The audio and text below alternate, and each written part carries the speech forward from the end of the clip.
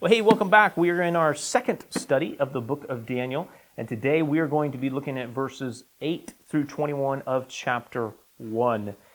In this chapter, leading up to this portion of the chapter, we have met Daniel and his friends, Hananiah, Azariah, and Mishael, and they have been taken captive, and they're being put into this system of training amongst the Chaldeans.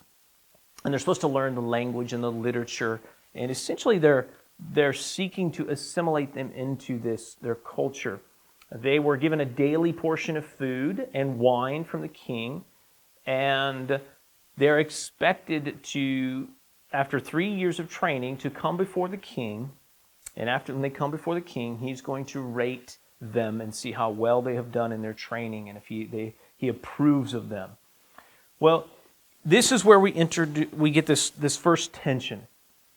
If we look at verse 8, it says, Daniel resolved that he would not defile himself with the king's food or with the wine that he drank. And therefore he asked the chief of the eunuchs to allow him not to defile himself. And God gave Daniel favor and compassion in the sight of the chief of the eunuchs. And the chief of the eunuchs said to Daniel, I fear my lord the king, who assigned your food and drink. For why should he see that you were in worse condition than the youths who are of your own age? So you would endanger my head with the king. Now let's stop right there. There's a little bit here to unpack. So this is the first thing. Daniel says he does not want to defile himself with the king's food or the wine that he was going to be drinking, that is presented to him. Now, there's many thoughts out here that we have about exactly what did he mean by being defiled, what is the nature of his objection. And one of those things very well may be that he's being presented meat that's been restricted by the law. Maybe there's pork. And the law says that the Jewish people were not to eat pork. And so some people believe that maybe that's what's being presented here before him. And we can't be for certain of that. It's possible. But it doesn't solve everything, because he's also presented with wine. And wine is not prohibited in the law unless someone has taken the Nazirite vow. And we don't see any of that indicated for Daniel and his friends. It doesn't seem to be what's going on here. The other thing that may be going on is that these food, the drink and the food have been offered up to idols, and that Daniel would reject consuming those. And that's a very plausible and I think likely understanding of this.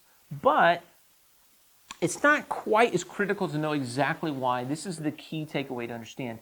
Whatever it was, Daniel interpreted it as something that would be going against his conscience before God.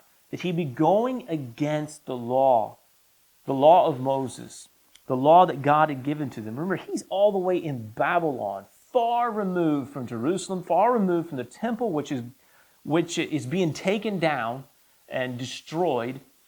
And so you would think they'd have all the reasons to just say, you know what, whatever.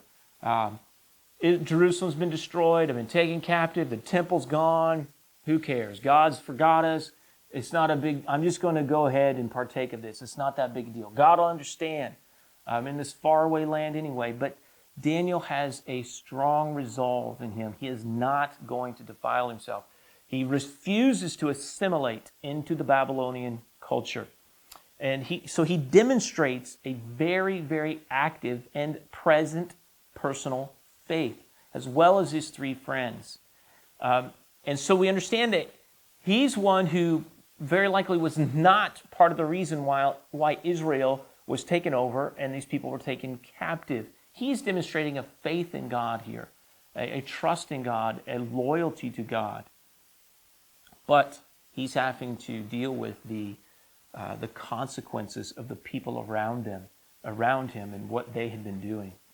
So Daniel's solution here is to go to the chief eunuch who is over him and to request not to eat the meat. The guy says, can't do that, because what's going to happen is you're not going to look healthy, and then my head's going to be off. And I'm sorry. It says he had compassion and favor with Daniel, and if it were just up to him, think we could make a fair conclusion that he would have said, sure, you don't have to eat that. But it wasn't just up to him. And he shows that it's up to the king. So then it says that Daniel speaks to the eunuch who was assigned to him, a steward who was assigned to him. And he talks to him and he says, hey, just give us a test, 10 days, just 10 days. We won't eat the meat or drink the wine, just vegetables and water. Just vegetables and water. And the guy decided, the steward's like, all right, let's try it. But if it doesn't work, you're going to have to eat this meat and the wine. And Daniel and his friends trust God. They trust God. And here's what we see in this. Some amazing thing, God's favor upon Daniel. Look at this. Throughout this chapter, we see these things. God's favor. God's favor, it says God gave Daniel favor and compassion before this chief eunuch, Ashpenaz. It says God grants favor before the steward of Daniel and his friends. God grants a physical favor to Daniel because after 10 days, he's healthier. He and his friends are healthier than everyone else. God blesses Daniel with 3 faithful friends. He's not in this alone.